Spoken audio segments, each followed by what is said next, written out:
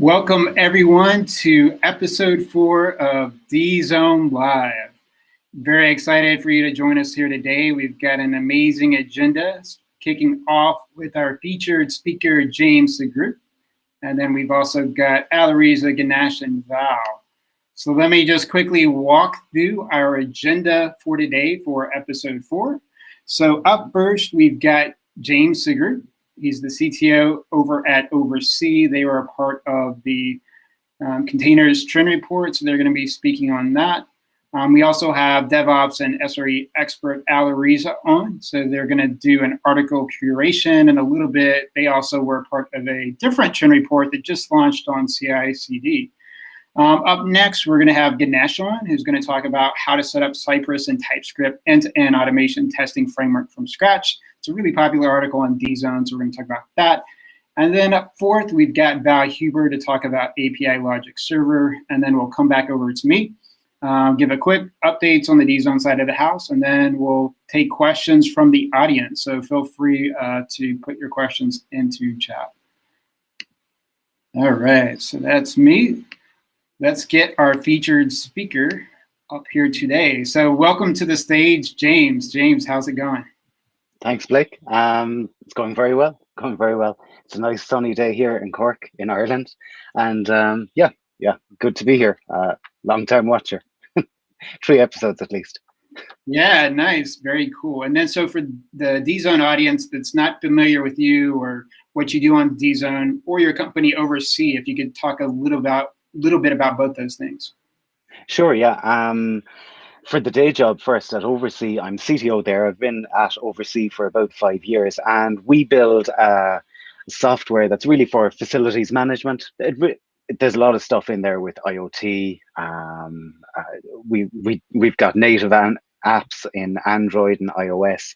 We're using Vue for all our web stuff. So it's a really nice technology stack, and everything's on AWS. So it's really cool, just the amount of different things that you get to try out. And I guess that's one of the reasons that I got into the AWS Lambda stuff in the day job, and then it becomes useful for things like trend reports.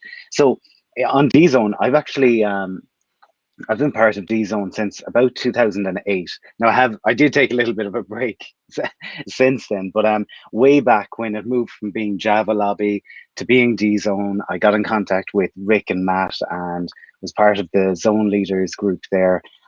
Kept it going for about 10 years, maybe a little bit more than 10 years, doing articles in different spaces. I did a lot of my time in Eclipse. We actually had a zone dedicated to Eclipse at the time, and in Java, then mobile, and then just needed to take a break. I ran out of things to write about, but now I'm kind of back writing more in-depth things, especially related to the Amazon Web Services set of features and services. Yeah. Excellent. And what was like some of your more popular articles on DZone, would you say? Oh, well, one series that went really well was design patterns in Java. So we had this really good design patterns ref card done in the early days. It could even be ref card 1. It's definitely in the first 4. And yeah, based on that, I took each design pattern and went in deep for each of those with just Java examples. Here's how you do it. Here's why you'd want to use this design pattern, and just came up with different fun examples. So I guess we hit about 20 different articles there, and they did really, really well. I also had loads of fun interviews. back before podcasting was a thing. I did, well, I suppose it's always been a thing, but before it became really, really mainstream, I used to have these recordings with different people in the Eclipse ecosystem and the Java ecosystems. My favorite was probably a discussion I did with Rod Johnson, the founder of Spring, which was amazing to me at the time and still is amazing to me. I've met him once since, got him to sign his original book for me. And yeah, it was like working with DZone has been so good in just getting to reach out to the wider tech community because everyone wants to talk. Everyone's got a story to tell. And it's been great. For example, one of your later guests today, Val Huber, he's another great guy that I used to work with when I was zone leader. And then when I was in San Francisco a couple of years back, I got to actually meet him in person, which is great. The network in DZone is second to none, and I've been part of other networks.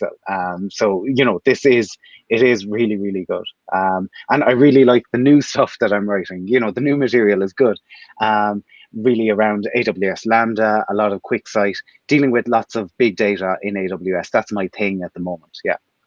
Nice, great. And for everyone joining us in the actual chat, I actually put a link where you can actually go to James's profile on DZone and discover all his articles. His full history of great articles is on there. So just go to the chat and you can find that. Switching gears, so you just were active in one of our trend reports on containers. I'll put that up on the screen. So we just had a big trend report that went out that talked about containers. And so the thing here I thought was interesting that we did is like getting people from the front line to actually talk about containers, not just like 60,000 foot view and nothing actionable, but like hearing from people on the front lines. And so then on your part, you put, but there's another side to the coin. Some developers want to have control over the container image that is used for their application. So you explored the implications of this new way of building Lambdas and how it compares to other serverless container-based options, namely AWS Fargate. And without giving away like everything, because people need to still go and read it and check it out, like what's that summarized version for the audience and for the people watching to get excited and to go check out your article on it? Yeah, sure. So at reInvent 2020, which was completely virtual, AWS's annual conference, they launched containers for AWS Lambda. And so I'm part of this AWS community builders group, and we've got our Slack channel, and we're all watching this. Everyone's getting excited about it except me. So I missed something on day one. Up until now, I've been developing AWS Lambda functions using things like Chalice or serverless.com. So it was interesting. I started to hit some problems, especially when it came to dependencies in my Lambda functions, and different things would cause failures. So what containers in Lambda is it allows you to create a local container. You're using Docker, you're doing all your testing locally, you can get everything sorted locally, and then you can deploy it and be confident that all your dependencies are there and everything's going to work as it should. The more exotic use cases for this will be where your container. And in examples that I've been looking at, I've been using Python, dealing with dependencies there. So using the Python base image, adding a little bit into it, and using that then for my Lambda. It's worked a treat. It's been fantastic. I've changed all my Lambdas that I was using in production to using this container-based approach because it's so much more resilient, more easy to test. The article, of course, the trend report article just goes into a little bit more about the use cases, the reasons you'd want to use this, and where you mightn't want to use it as well. So yeah, it's an interesting one. Nice, and I put a link in chat. So not only can you find James's DZone profile, but there's also a link to the trend report on containers. And so when we talk about containers today, it's really exciting.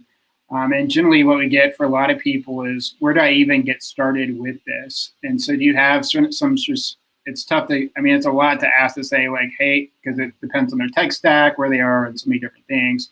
But is there maybe some tips for anyone sort of looking at it in terms of best practices, or maybe things that doesn't get talked about enough? Yeah, I think you can easily get overwhelmed when you hear people talking about containers, and imposter syndrome will hit you like it will hit you. But what I would say is take a look at what you're doing and what you're deploying. Typically, you're going to be deploying something into the cloud, and are you able to reliably test that locally? If not, then maybe you need to be using a container, and just take those baby steps. It's always been like that for me. Make sure it applies to you before diving into the trend, even though, we're talking about trend reports, but there's a reason that people love containers. And the reason is probably more along the lines of the DevOps and just the reliability that you get and the predictability. There's so many articles out there, so many good getting started articles. There's loads in DZone. There's some good ref cards to go from as well. They're on DZone. I'm sure you'll share the links later. But yeah, just think about your use case. Make sure you're using it for the right reason, and you're not using it just because it's the cool thing to do. Yeah, definitely. So I saw you mentioned Python. So do you use a lot of Python for your day-to-day there? Usually it's Java. It's still Java. So I would say for my day-to-day where I'm coding, which becomes less and less, but it's probably 50% Java, 30% JavaScript, TypeScript for various reasons, and then about 20% on Python. And Python is great because a lot of what I need to do in my serverless functions is dealing with data prep, data cleansing for analytics or for later using on a machine learning pipeline. So Python really excels there, as you know. It's the big thing for it. So when you're dealing with something like pandas and NumPy, you've got some great libraries in there to do some really clever things. So that's where Python comes into it. But for my day-to-day, if I'm building proper application stuff, it'll be Java still. I'll never leave it go. And TypeScript's amazing for any of our front-end applications that we're building. TypeScript gives me, as like a trained Java developer, that confidence on type safety that you don't get in Wild West JavaScript, which is perfectly fine if that's where you want to be. Not causing any opinions or rifts here in the community.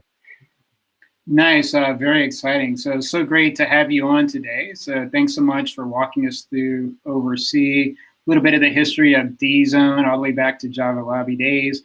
Your current articles work. I mean, it was really great to have you on here. If you want to stick around for the Q&A, we'll have you on later. But thanks for joining us, James.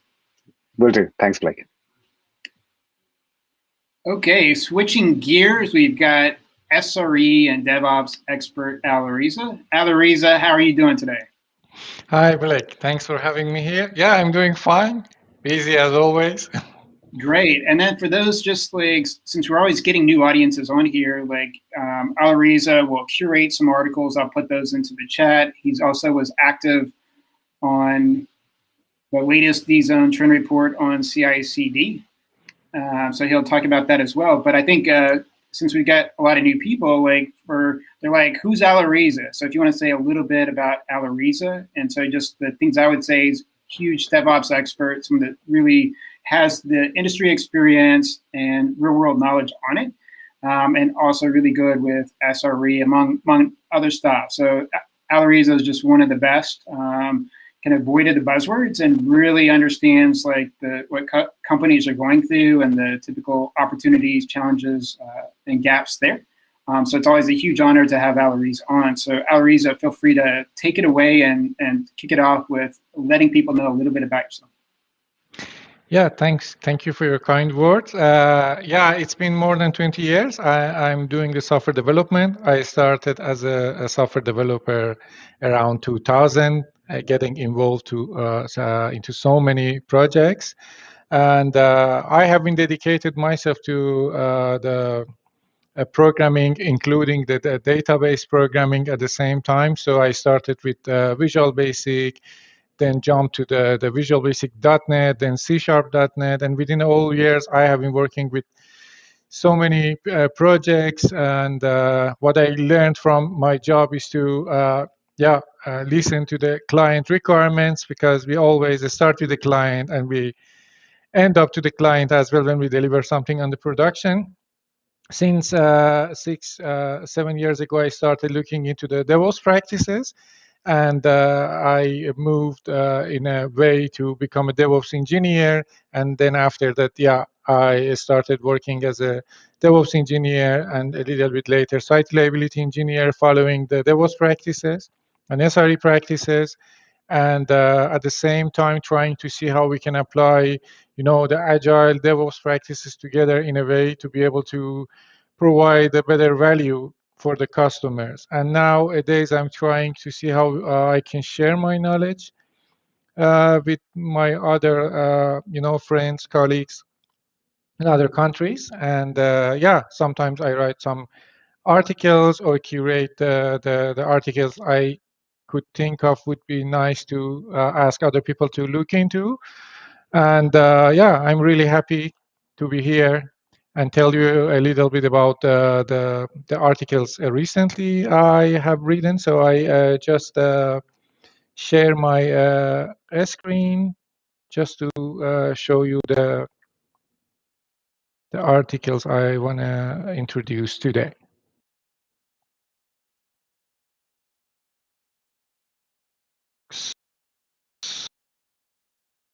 Screen. I think you should be able to see my screen. The first article I want to introduce is actually the reference card. It's a reference card which was written by Justin Albano. Justin Albano is one of the greatest software engineer, which is doing a lot of contribution on DZone. And on this reference card, he's covering the end-to-end testing.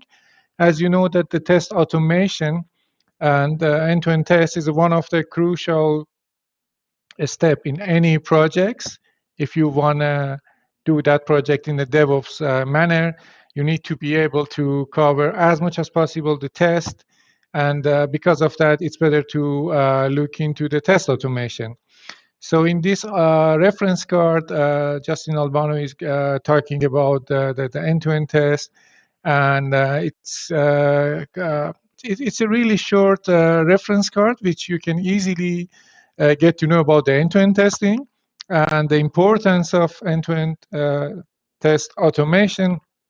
And the nice thing about this reference card is about the part that talking about the no-code end-to-end testing, which is quite interesting. That it tells how you can compensate a lot of knowledge gap by moving to the no-code end-to-end testing, which is more people to automate the test in any project, and it speed up the creating the test automation. So I wouldn't spoil the rest of the reference card, but I highly recommend you to look into this reference card. Next article, it's with Alireza from Splunk. As you know, Splunk is one of the popular monitoring tools in the market. And on this article, the type observability threw you for a loop. David is talking about the observability and about the fact that the observability is not just only the end part of the any project which you actually start monitoring your application. It's going to create a loop in which you can actually bring and try to use that feedback to improve your application or platform. So that's a nice article which covers a bit about the observability, the concept of observability, and also it brings together with the controllability. And it's a really nice approach which was written by David. I really suggest to have a look on this article for the people who are interested about the monitoring and to learn about the next article is from Elon Adams. Elon is one of the new writers on DZone. Welcome to you, Elon. The first article from Elon is about the serverless computing versus cloud computing, as we already had from the first guest, James, about the serverless computing. So I think this is a nice article, which is quite simple to read because it tries to explain the serverless computing and at the same time the differences between the serverless computing and the cloud computing. Nice article to read to get to know about these terms.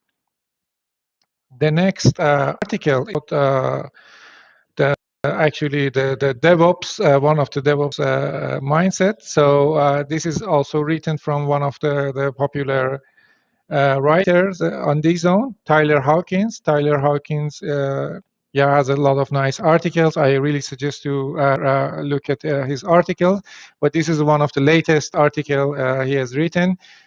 It's about the software engineers need to know DevOps too, and that starts with the CI/CD. So as we already know that the CI/CD pipeline is a quite important concept with any software development team. And in this article, you get to know about the continuous integration, continuous delivery, and continuous deployment. And also, he's going to cover some of the deployment strategies, like the canary deployment, blue-green deployment. And so I really suggest to look at this article. It's a really nice article that covering these concepts together. So quickly, you can get a notion of this from this article. Last but not least is the article I collaborated with Hakan recently. Hakan is one of the Java developers, which is writing for DZone. This article is about how to change certificate without downtime. So what we did in this article is Hakan came up to a solution which you can use to decouple the certificate part from your application, which means that whenever there is a change on the certificate, you don't have to create a new release. And you can easily just change the certificate part. That comes with this flexibility that you don't have to put a website or a service down, and this will be done without any notice for the customer. So in this article, we are going to tell about this solution, and there is also the video on the article which you can watch. That in that video, Hakan will show a demo that how this solution works. This solution, of course, has been written by Java, but the concept it's quite generic. So if you're working with other languages than Java, you can easily implement the solution in your languages. You can also find the source code of this. So just look at this article. It might, relevant to your project. I think in most of the projects we are having the certificates, and I definitely believe that this could be a nice solution for so many projects. So I stopped the sharing and will Blake, if you have anything for me.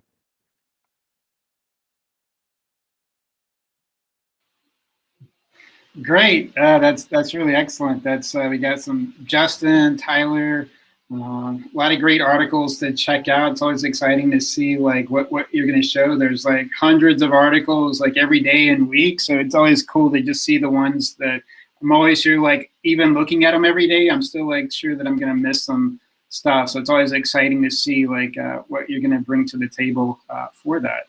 So thanks. Yeah, actually. Sure. Yeah, you're welcome. Actually, it's difficult, by the way, to pick up some articles. There are most of the articles are really good, I would say, but because we are limited in time, I just try to see what kind of articles I can show to other people would help the more people, I would say. Otherwise, I could tell you in general all articles we have on DZone are useful. But yeah, I'm just trying to figure out what kind of articles we can pick up, which can cover the most of the things that people are busy, and could be more relevant. Great. And then just got a message. Tyler just said thanks for showing his article. So there we go. Real time. Yeah. Actually, to be honest, sometimes I just start reading the article without looking at the writer, and it was funny that when today I was reading about the end-to-end test and the other article from the Devops, I just noticed, oh, this is from Tyler or this is from Justin. Yeah, that was nice. Yeah, you never know which the magic articles are that you're going to come across on there. And it's like Tyler's is always the one, the how to be a terrible project maintainer or whatever. That's the one that I always think of first. Yeah, you said magic. You reminded me Thomas Hansen.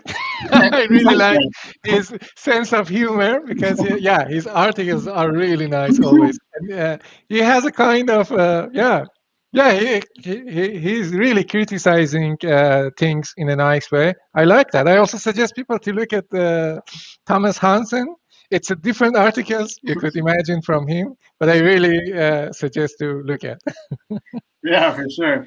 One of the exciting things is on the CI/CD, we just recently did a panel discussion that was live. It was really popular. You did a great job hosting it. And then that actually was a great segue into our new DZone trend report on CI/CD.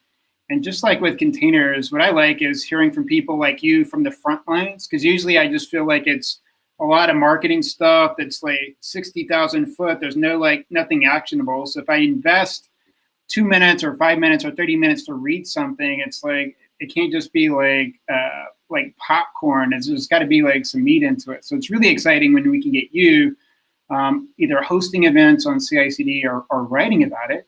So it's really great while we have you here. If you want to talk a little bit about the DZone trend report on CI/CD, and I'll put on the screen your article on it.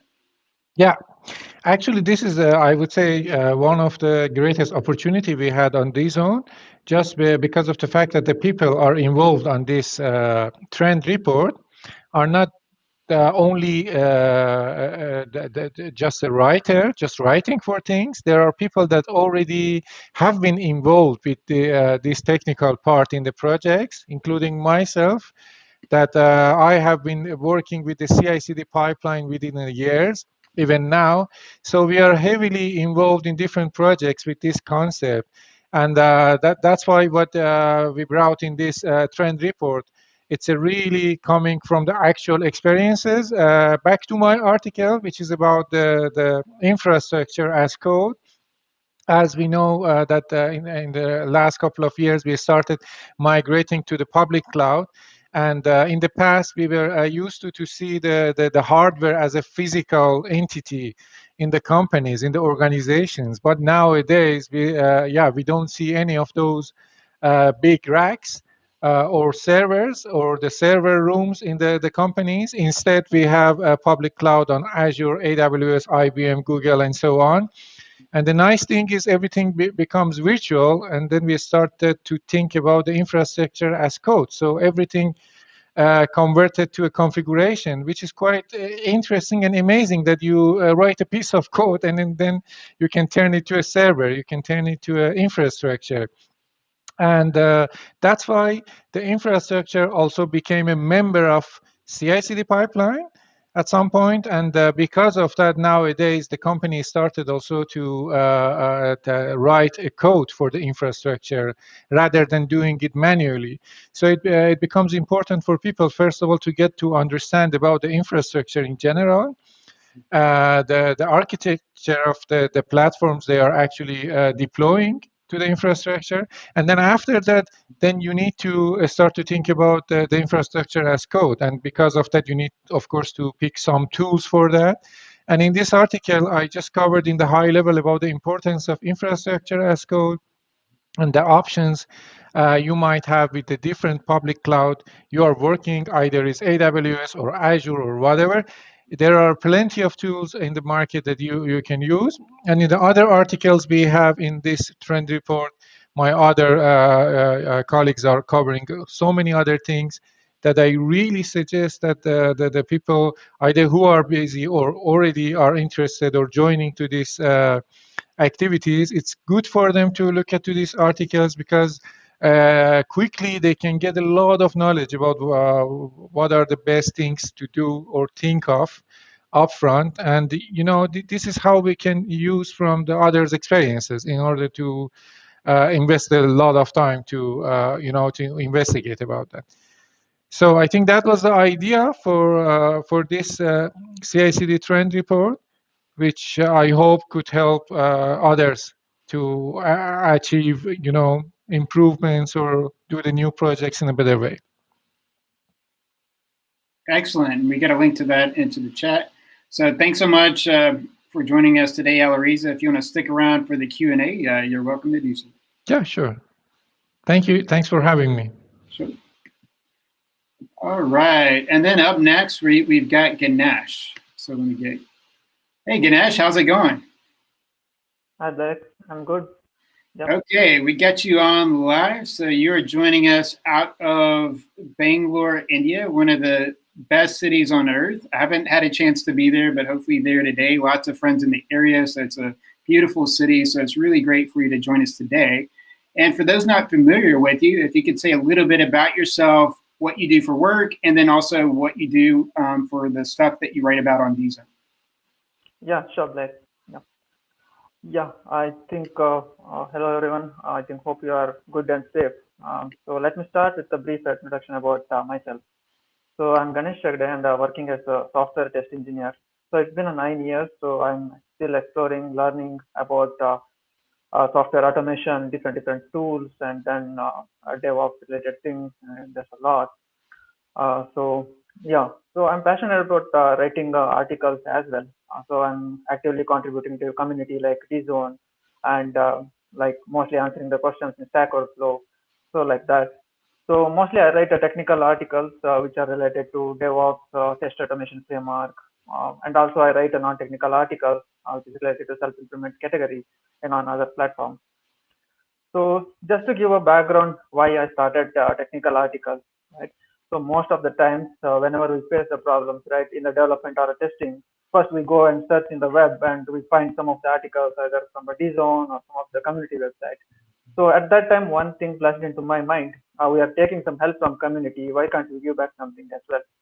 So that's when I started writing articles. So I think my first article, I think it's published in 2018 in DZone itself.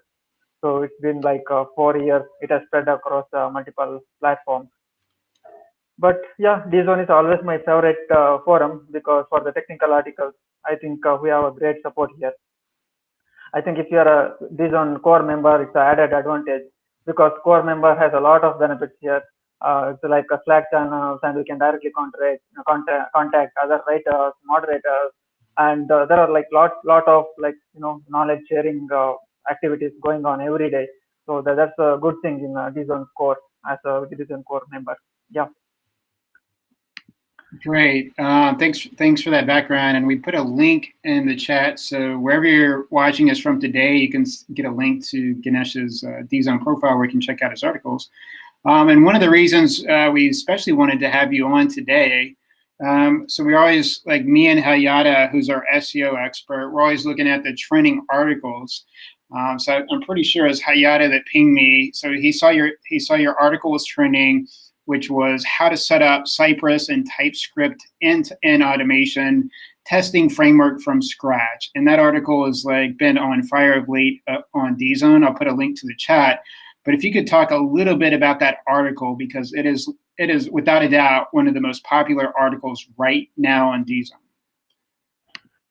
Yeah, Blake. The reason why I started this Cypress is so the protractor was a very popular tool, but recently the protractor has announced the end of support in 2022.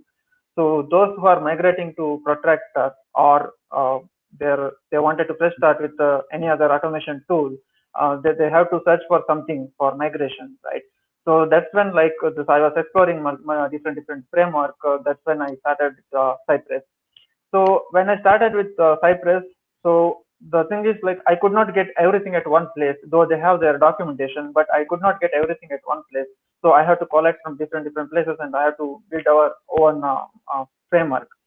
That's why I started writing this article as well, so that it will helpful for the people who are doing fresh start of the Cypress framework, or they might be migrating from Protractor to Cypress, something like that. So Cypress is nowadays a popular tool, but this article explains about a very simple way for the beginner who can just start the framework just by seeing the articles, and they can just go into like different steps. So, like I think there are like some 7 to 8 steps, and they can just follow those steps, and they don't have to have any background knowledge or anything apart from the basics of TypeScript or JavaScript. So everything has explained in detail there. That is the one thing. And another thing is, I always keep my article very simple, because I know there are like many people who are switching from manual testing to automation testing, and there are people who are just starting their career. Most of the times my article will have at least like just 1 or 2 prerequisites. I don't expect much from our readers, because I know they are here to learn and explore the things. And on top of that, nowadays each and every tool has their own documentation, and it's well documented, but still they're landing in DZone, right? They're something they're not understanding, or that it might be missing something. So we need to address the problems which they are facing. So that's the intention I wrote this article. It's like, yeah, as you told, it's like in the Google, it was the search was showing like it was bypassing the Cypress documentation. It was showing as a first result for a few days. That's the another thing. Yep. Great. It's a very popular article, so thanks for sharing some insight on it. And then even like just to spike out on that article, one of the comments comes from Mark Smith, and the comment Mark Smith left on your article was, "Thank you for sharing this interesting article. I honestly appreciate your work." And so when you get like feedback like that, you know you're doing something good. Yeah, Blake. It's my pleasure, because after publishing this article, I'm getting like many comments in the LinkedIn as well every day. Ganesh, I started following the articles, and some are like kind of appreciation, and some are like questions. I'm stuck in this step, and how can I proceed further? Could you please help me? So I can't say no, because I think it gives like immense satisfaction when we help them, right? So we are here to help. So, and sometimes it ends up with like Zoom call, but still I think it's still fine, because we are here to learn, and we are here to share the knowledge. So if we were helping for others, and that's a good thing. Yep. Yeah, we definitely agree. And thanks so much. And I mean, you're already over 50,000 page views here pretty quickly. So lots of great articles there. And we've got a link to your profile and to this article in the chat. Be sure to check it out, and be sure to share that across social media. So thanks for joining us, and you're free to stick around if you want to join us for the Q&A. Yeah. Thank you, Blake. I think DZone team and your constant encouragement helped me to write more articles. So thank you for that. All right. Well, on behalf of everybody reading your articles, it's getting a lot of benefit out of it. We just say thank you. So thank you for all that you do. Okay, that was Ganesh. Up next, we've got James's friend from DZone days. We've got Mr. Val Huber. So welcome, Val. So tell us a little bit about yourself and what you're going to be showing today.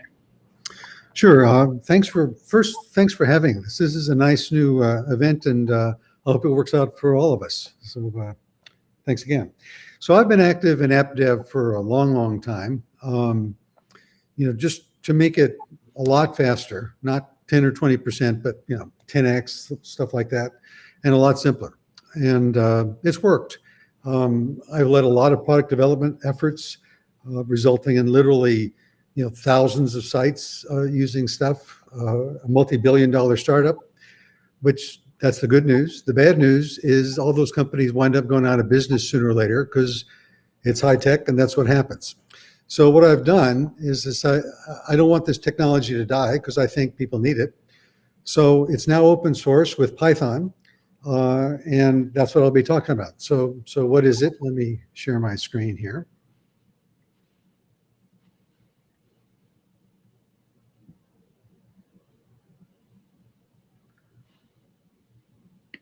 So you can see my screen, yes? Yes, we got it.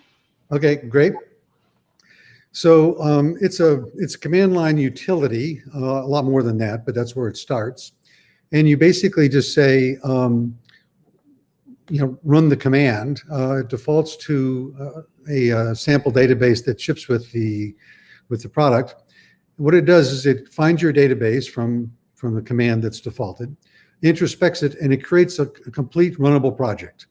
We'll talk about the project in a minute. What the project delivers, and it actually runs the project. So a lot of people have seen the resultant software, but they didn't realize there was a project behind it. So I wanted to make that point. So what's in the project? Number one, it produces the Json API. That's a standard-based API, and in fact, a Swagger for it, which is what you're seeing in the little micro screenshot there. Number one. So right off the bat, you have a JSON API. If your web UI if your mobile app dev, for example, is blocked, you're up and running right away. In addition, it creates this web app. We'll have a look at that in a second, but it's a multi-page, multi-table web app, which you can use in an agile sense to engage with your business users instantly. And we're talking like, 2 minutes into your project. So they can give you feedback like, that's not what I meant. These have many of those, not one of those, that sort of thing. And the third thing it does, it doesn't build this automatically because it can't, but it enables something we call logic. So logic, I like to think of as the iceberg under the surface of the API. It's where a lot of the work is, right? It's the logic to say things like, if I order, 3 Rolls Royces, sorry, you can't afford that because it exceeds your credit limit. So that kind of transactional business logic is delivered with spreadsheet-like rules. And the sort of bottom line of that's probably the most remarkable and unique portion of this project. This spreadsheet-like logic is literally 40 times more concise than the code you'd write, yet extensible because you've got a project. So let's take a look at these kind of one by one real quick. So here's the API you get running in Swagger. So these are your tables. And the JSON API is a little like GraphQL. It makes the assumption that hard-coded APIs are a bad idea because you don't really know what your client's going to need. So the idea is to give the client a much bigger voice in what fields come back, and in this case, what related data comes back. So you can see the fields related data. So the clients can sort of shape their own API on the fly, which I think is a very good idea. So that's the API. And again, just from running the command, you get that. The web app that you get is shown here. This is the Northwind database. So you've got customers and their orders and their items. And so it's a multi-page app with screen transitions and all that. It's pretty clever about putting the important fields first, IDs last, stuff like that. Master detail pages come automatically. And it actually does predictive joins. So this is a fairly interesting UI framework. The name escapes me for a moment, that I'm using for this. That actually does joins and stuff like that. The whole thing is based on SQL Alchemy, which is ORM running with Python. So the third piece that I mentioned is the logic. So this is the project that got built.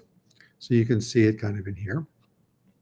This is running in an IDE called PyCharm. It runs in whatever IDE and editor you want. And the idea is that these are rules. So this says, for example, the customer's balance can't exceed a credit limit. The balance is the sum of the amount totals that are not shipped. The amount totals are the sum of the order details amount. That's the price times the quantity, and the price comes from the product. What I will tell you is this 5 lines of code, five rules, I should have said, literally places 200 lines of code. And on our website or on the GitHub project, we actually show you the 200 lines of code that you'd otherwise have to write to replace that, that's the 40x I was referring to.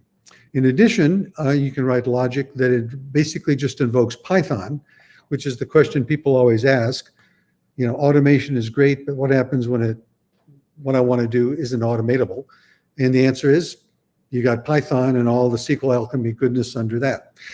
So that's the project. It's interesting. I think I can stop sharing now, so I can figure out how to do that.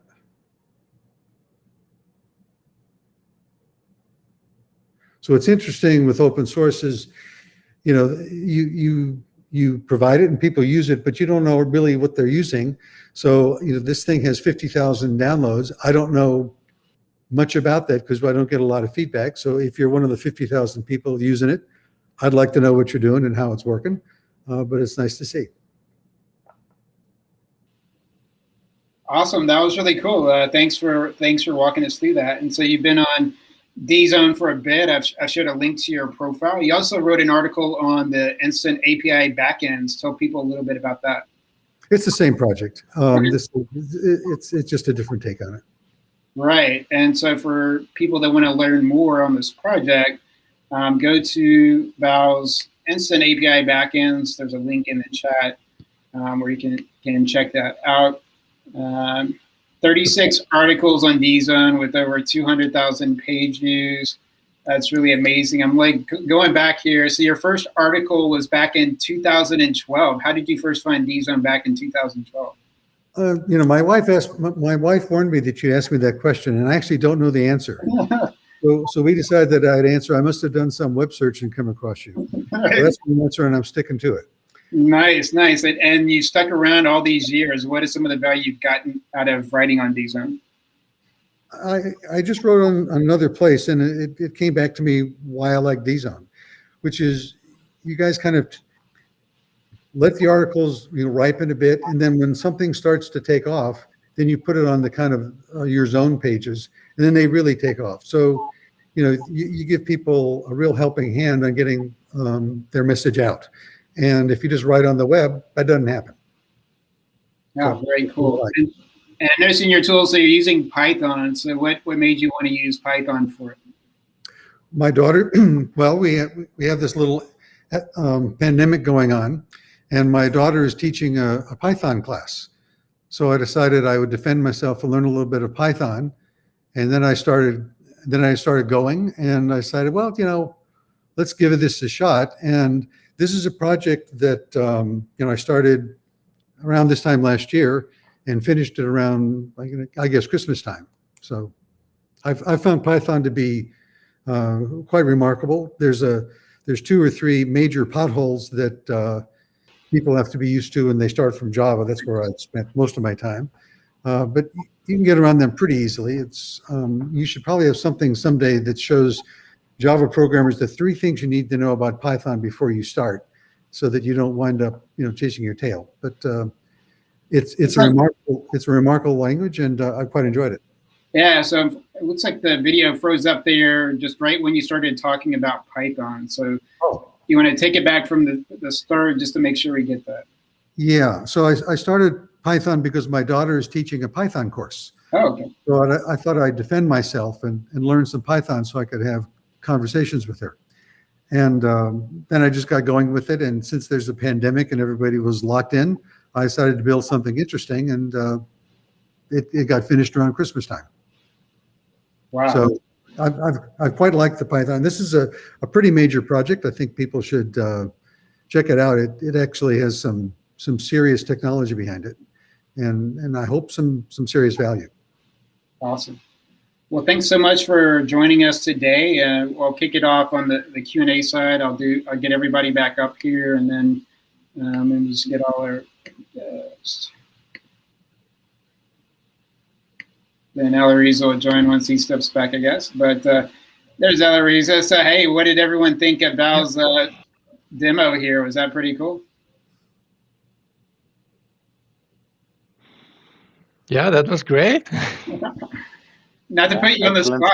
Excellent stuff as always from Val. Nice. You come to expect it. Yeah, it's pretty cool. As far as that stuff goes, Python seems to be pretty popular, I guess. Yeah, I didn't know Python when I started, obviously, and I didn't even know if it had an IDE and a debugger and stuff. And I was afraid it was just all command line and kind of hair-shirt programming. It's quite a developed environment, and as long as you learn the 2 or 3 things you need to know before you start, you can get a lot of work done. Yeah, that's very cool. So open it up for questions, and if anyone around there, just put your questions in the chat or feedback. Let us know what you think of episode 4 today, or still in the early days of this. It's also the summertime, so good summertime, or depending on where you are, means either lockdown or you're getting to travel. So hopefully everyone's doing okay there. But feel free to put any questions or feedback into the chat. We'll do our best to address them. I did have one question then for Alireza. So Alireza got to speak at the conference We Are Devs. Did I have that right? This week, and you did a presentation? Yeah, We Are Developers Congress. Yeah. We Are Developers. Okay. Tell everyone a little bit about that. So that sounds like a cool conference. Just what it is and your speaking thing.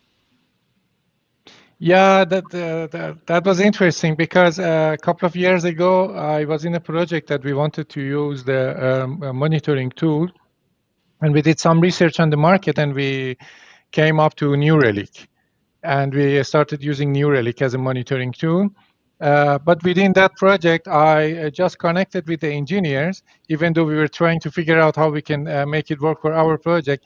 We also got a good connection between the engineers, and that was the interesting part. And after that, I moved to other companies, and because of the experience I had several times, I brought the New Relic to different projects. And recently, they invited me to share my experience as a DevOps engineer in this conference, because I was in the first place developer, and then I became a DevOps engineer. This transition might be interesting for many people, because there are people that they are also interested to take this journey and they don't know where to start. So what we did in this Congress, that there was an interview that I just explained how I came to this position that I'm working now. And that was interesting because after that interview, I got some messages from some of the developers. And even I managed to have some sessions with them, the video call. But that was interesting. After the event, you can have these kind of connections. And I see that how there are people, they are really interested to move from where they are to the new position. But of course, they don't know how to do that. And that made me think about the fact that what I'm doing is not maybe enough, but I really think about the fact that how we can become a mentor to other people. You know, the junior developers, the people who are new in this industry, they are really interested to move on. If their developer wants to be an architect, or their developer wants to be a DevOps, what kind of knowledge they need to have. And that's why now I connected to some people, and we already I agreed in a couple of months, maybe we continue this connection. I told them I can give you some materials, I can suggest some books that I also did read and help me to grow. I think that's nice that within these events, even during the pandemic, we can still connect to each other. We can share the knowledge with each other. Yeah, it's great. Sounds like an exciting event. It was at 3 a.m. A little bit too early for me, at least for this week. Otherwise, I definitely would have joined it. And so while I have you all here, and since you all write on DZone, like two of the questions always get asked is like, especially just for writing in general, is, you know, people say like, one, how do I get started writing? Like, what did other people do to get started?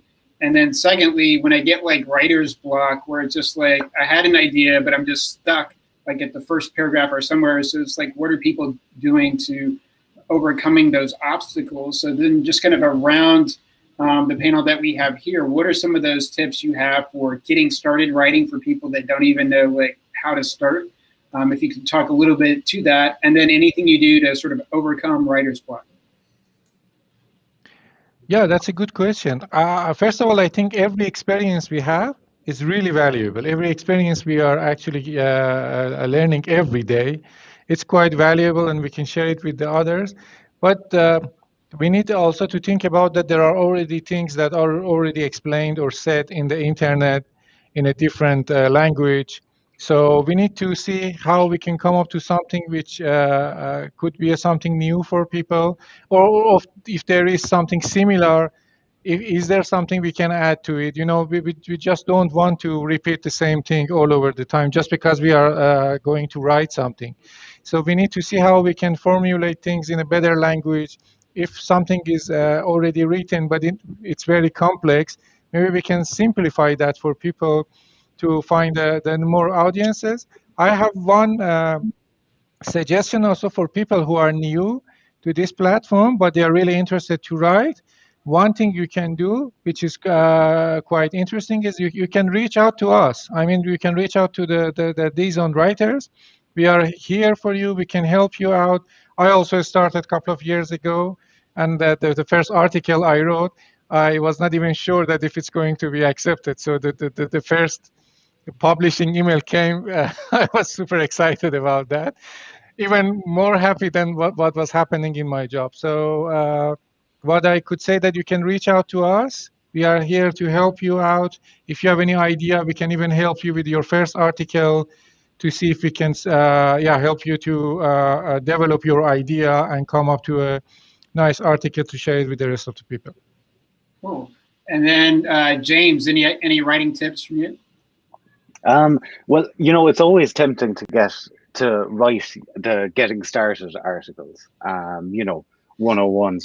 But I find don't be afraid just to dive right into something really specific that you've been working on, because your experience will trump anything. It means you have to do a little bit less research as well. Most, if we're talking about Vue.js or something with Python, don't worry, people have read, and there are enough getting started articles about all of that stuff. I would say just, dive in, go for it. And you're probably going to get more reads there as well, because you're writing something very specific. That'll be my tip, really. Great. Any tips from you, Val?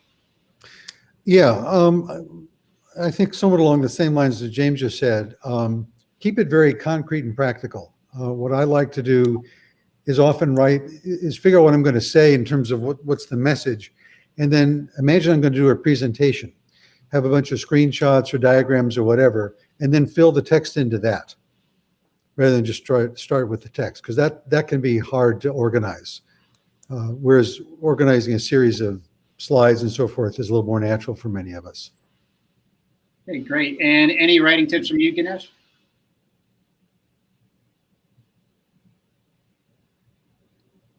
Looks like his video may be frozen up, so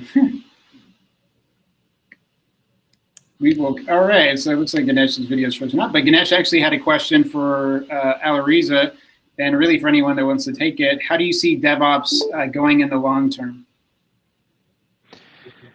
That's a hard question, because every day everything is changing in our industry. But I could think of what is happening at the moment is the amount of work we have related to the data.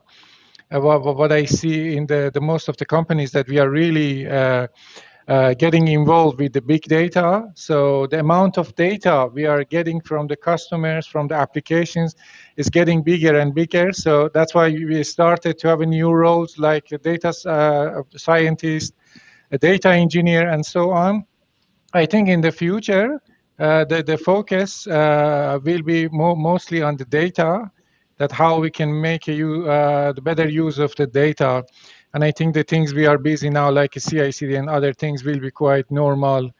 So we are not going to all the time asking people to do that. So, and yeah, it's a little bit difficult to predict, but in the long term, I think we are getting more involved with the data, and anything can be related to the data, like artificial intelligence, data warehousing, and this kind of concept. Got it. Anyone else see anything long term with DevOps they want to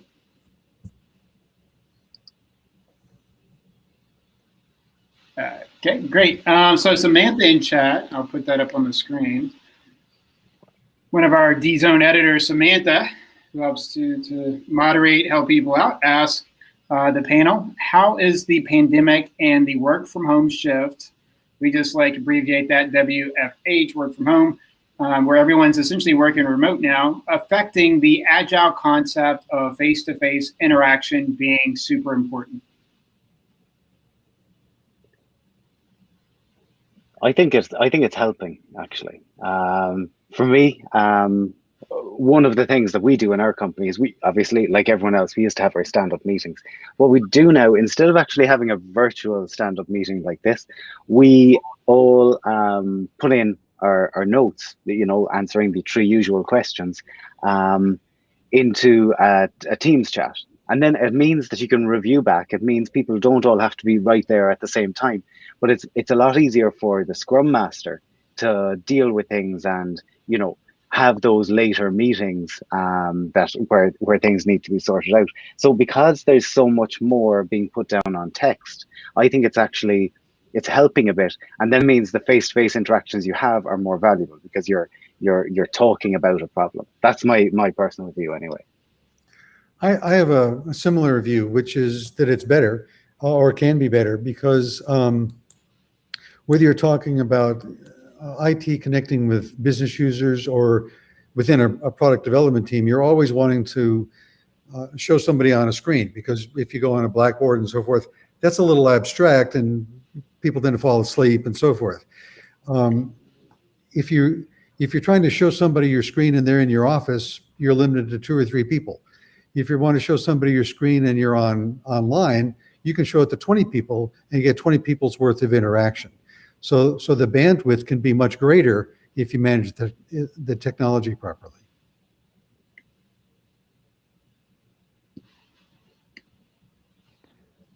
All right, great. So Mahbub says, people now sit in the daily stand-ups.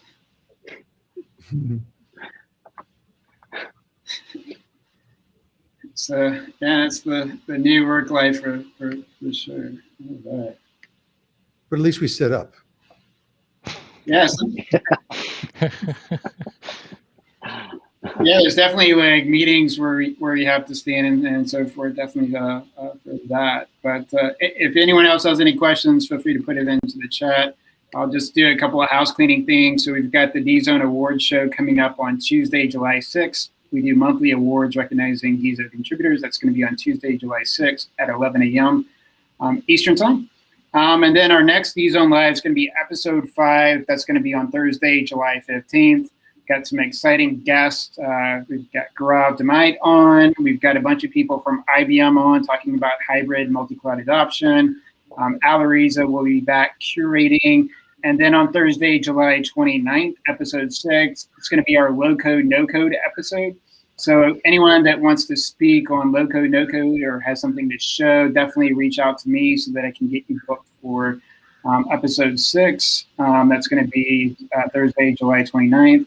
And we are looking to do some, like as part of DZone Live, some updates around Java and Python. So anybody passionate around either Java or Python that wants to give regular updates on those or share tips or tricks, also reach out to me so that we can start adding those into DZone Live. But with that, we're about 5 minutes over our DZone Live. These don't really have a set format. We kind of give some room to breathe, but it's always exciting. We get people from all over North America, all over Europe, and we also get people all over Asia staying up late to check this out. So it's really exciting to have so many people joining us from around the world.